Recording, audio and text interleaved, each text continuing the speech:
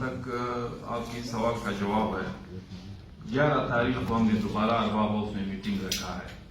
ابھی جو پرسوں 11 تاریخ ہے اس میں ہم پھر یہ جتنے بھی نکات تھے جو اس وقت بلوچ، پشتون، خطے یا اقوام کو درپیش ہے، ان سب پر ہم انشاءاللہ ایک بھرپور وسیع سیاسی احتجاج کی کال صوبے کی سطح پر انشاءاللہ دیں گے۔ تو 11 تاریخ سے پہلے ہم رابطہ کرتے ہیں جتنے بھی یہاں پہ حقیقی سیاسی جمہوری مذہبی قوتیں ہیں، انجمن کے ہمارے ساتھی ہے جو جینون انجمن ہے، ان سے انشاءاللہ ہم رابطہ کریں گے اور اس سلسلے میں ان سے حال احوال کر کے جو 11 تاریخ کو لائے عمل طے کی جائے گی اس میں اس کا پھر اعلان کرتے ہیں۔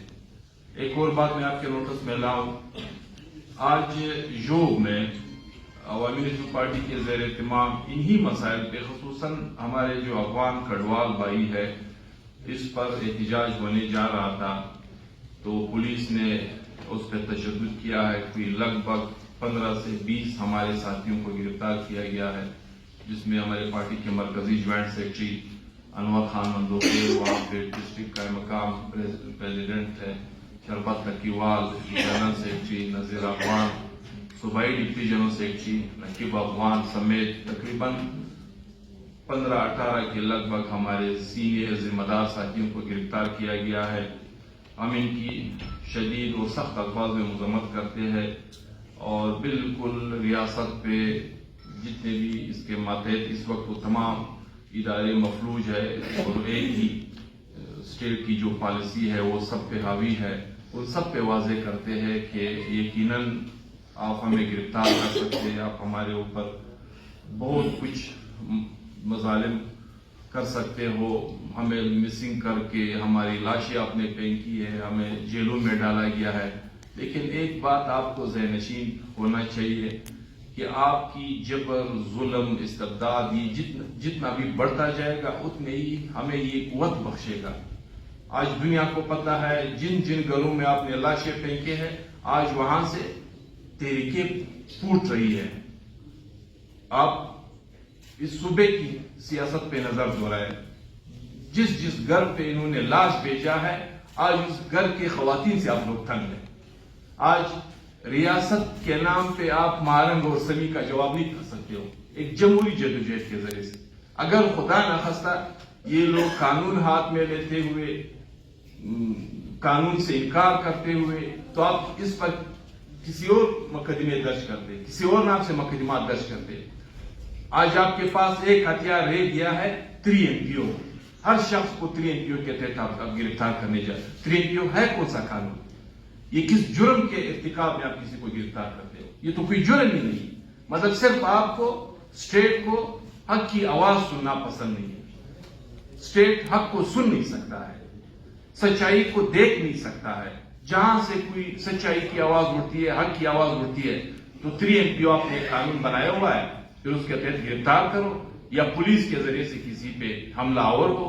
تو ہم ان کی شدید الفاظ میں، سخت الفاظ میں مذمت کرتے ہیں اور انشاءاللہ ہمیں پتہ ہے، ہمیں اندازہ ہے آج پاکستان کے نام پہ ریاست پنجاب سندھیوں پہ، پشتونوں پہ، بلوچوں پہ حملہ آور ہے۔ آج ایگریکلچر فارمنگ کے نام پہ سندھ اور پختونخوا وطن کی پانی کو باقاعدہ ایک منصوبے کے تحت قبضہ کیا جا رہا ہے، ان کی زمینوں کو خشکی سے بالکل بنجر کرنے سے، تباہ و برباد کرنے کے منصوبے بنائے جا رہے ہیں۔ اسی طریقے سے جس طرح SIFC پہ بات ہوئی، ایک غیر قانونی ادارے کے ذریعے سے آپ کے وطن کے وسائل کو لوٹنے کا منصوبہ بنایا گیا ہے۔ لاکھوں کی تعداد میں بلوچ پشتون وطن کے اراضی کو الاٹ کیا گیا ہے۔ کس کو الاٹ کیا گیا؟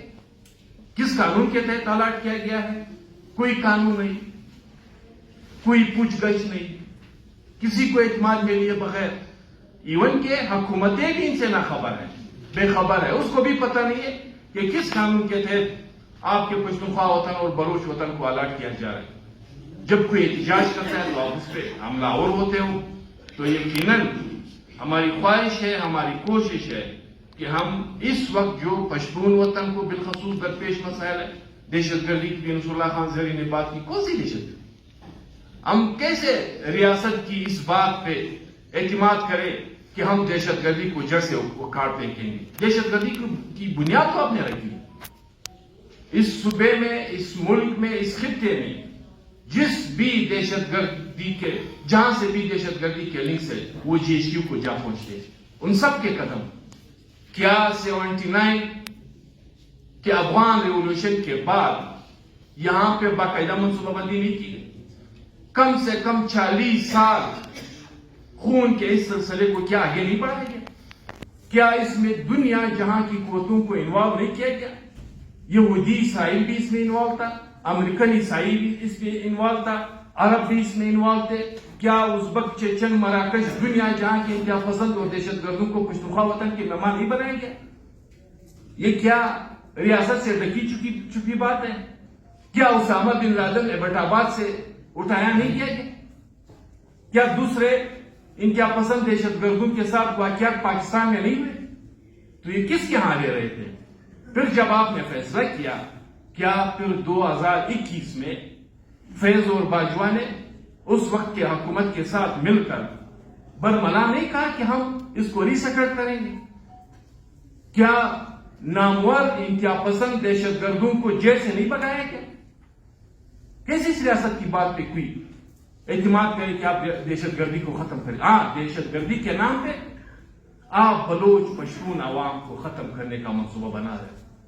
آپ کو اس دھرتی پہ رہنے والے پشتون بلوچ سے کوئی سروکار نہیں، آپ کو ان کے خطے سے سروکار ہے، آپ کو ان کے وسائل سے سروکار ہے۔ آپ کی خواہش اور کوشش یہ کہ گوادر کو قبضہ کیا جائے، آپ کی خواہش اور کوشش یہ کہ ریکارڈک اور سینڈک یا پھر پشتونخوا وطن کے جنگلات، پانی سمیت جتنے بھی ذخائر اللہ نے اس دھرتی کو دیے ہوئے، آپ اس پر اپنا قبضہ جمائیں۔ آپ اتنی آسانی سے اپنا یہ قبضہ جما نہیں سکیں گے۔ یقیناً توپ ہے آپ کے پاس، فوج ہے آپ کے پاس، لشکر ہے آپ کے پاس، بہت کچھ آپ کرنے جائیں گے، جا رہے ہو، لیکن یہ ہمارا ایمان ہے، یہ ہمارا یقین ہے، یہ ہمارا اللہ پہ بھروسہ ہے کہ تم ناحق پر ہو، تم ظلم کے راستے پہ ہو، تم قبضہ گیری کے راستے پہ ہو، شکست تمہارا مقدر بنی۔ ہم اپنے وطن پہ رہ رہے، اپنے وطن کے ہم آبا و اجداد سے مالک ہیں، تو انشاءاللہ ایک نہ ایک دن یہ طویل رات جو ہم پہ گزر رہی ہے، اس کا سورج ضرور طلوع ہوگا، ہر صورت میں ہوگا، کیونکہ اس دھرتی پہ رہنے والے بلوچ پشتون اقوام اس دھرتی کے مالک۔ افغانوں کے نام پہ آپ نے افغان کو گالی سمجھا ہوا ہے، لفظ افغان آپ کے لیے گالی بنا ہوا ہے۔ اس افغان کی ان احسانات کو آج آپ بھول چکے ہو، جس کے خون کے بہتے بل بوتے آپ نے ایٹم بم بنایا، جس کے خون بہتے بل بوتے آپ نے لاکھوں کی تعداد میں فوج بنائی، جس کے خون کے بہتے بل بوتے آپ نے دنیا جہاں کے وسائل ہڑپ کیے، آج آپ اس کو گالی سمجھ کے بگا رہے ہو۔ بیٹی جیل میں، والد پتہ نہیں کہاں پہ، بھائی کہاں پہ، اس کے دکانوں کی آپ لوٹ مار کریں، اور آپ یہ سمجھیں گے کہ یہ پشتون خاموشی سے بیٹھ جائیں گے۔ یقیناً ہم کمزور ہے، ہم تقسیم ہے، لیکن ہم ہر ایک کے ذہن میں یہ سوال ہے کہ اس کا جواب ہم آپ کو دیں گے وقت آنے پر، یہ جواب آپ کو ضرور ملے گا۔ ہم آج بھی کہتے ہیں، ہم نے بارہا کہا ہے، ہماری تاریخ فتوحات سے بھری ہے، ہمارے نام و نشان سے دنیا باخبر ہے۔ تمہاری نہ تاریخ ہے، تمہاری نہ کوئی نام و نشان ہے، اگر وہ ہے بھی تو انتہائی بدترین نام و نشان اور تاریخ ہے۔ ہم اپنی تاریخ سے بھی واقف ہے اور تمہاری تاریخ سے بھی واقف ہے، تو خدا را اس اسٹیٹ کو کل کوئی بھی نقصان پہنچتا ہے، جس طرح 70 کی دہائی میں بنگال کی جدائی کے تم ذمہ دار تھے، کل اس ملک کے ساتھ جو بھی کلواڑ ہوتا ہے تو ریاست پاکستان کے نام پہ ریاست پنجاب اس کا ذمہ دار ہے۔ آج سندھ بھی رو رہا ہے، آج بلوچ بھی رو رہا ہے، آج پشتون بھی رو رہا ہے۔ 2 ڈویژن کے گجرانوالا اور لاہور کے لوگ خوشحالی کی زندگی بسر کر رہے ہیں، اور پاکستان کے نام پہ سب کچھ لوٹ رہے ہیں۔ گرین ٹرین تمہارے ہاں، ایکسپریس وے تمہارے ہاں، موٹر وے تمہارے ہاں، انڈسٹریز تمہارے ہاں، روزگار تمہارے ہاں۔ گوادر کے نام پہ اسکالرشپ چائنا کے لیے بھی، تمہارے بچوں کے لیے गवादर में, रिकॉर्डिक में रोजगार तुम्हारे लिए, हमारे बच्चे या तुम्हारी चौकीदारी करते रहेंगे और या तुम्हारे दो टुकड़ों पे पलते रहेंगे। ये कोई इंसाफ नहीं, इंसाफ के तकाजे नहीं। जिस आइन का तुम जिक्र करते हो, हम उसी आइन के तहत अपने हक का मुतालिबा करते हैं, अपने वतन में अमन की डिमांड करते हैं, उसी आइन के तहत। ये कोई तरीका नहीं 3 सूबे कोई प्यासे मरवाने की कोशिश, किसी को प्यासे मरवाने की कोशिश करे, किसी को दहशतगर्दी के नाम पे मार रहे हो, किसी को आजादी के नाम पे मार रहे हो, जबकि खुशहालियां, आसूदगी सब कुछ तुम्हारे दामन में। ये इंसाफ के ये तकाजे कभी भी अक़वाम को एक साथ चला नहीं सकते। रिफ्यूजीज के लिए इंटरनेशनल कवानीन भी मौजूद है, नेशनल कवानीन भी मौजूद है। हमने कभी ये नहीं कहा है कि इंटरनेशनल और नेशनल कवानीन से हटके अफगान भाइयों के साथ कोई दूसरा सलूक हो। हम कहते हैं कि नेशनल और इंटरनेशनल कवानीन के तहत जो उनके बेसिक राइट्स है, उसी के मुताबिक उनके साथ रवैया अपनाया जाए।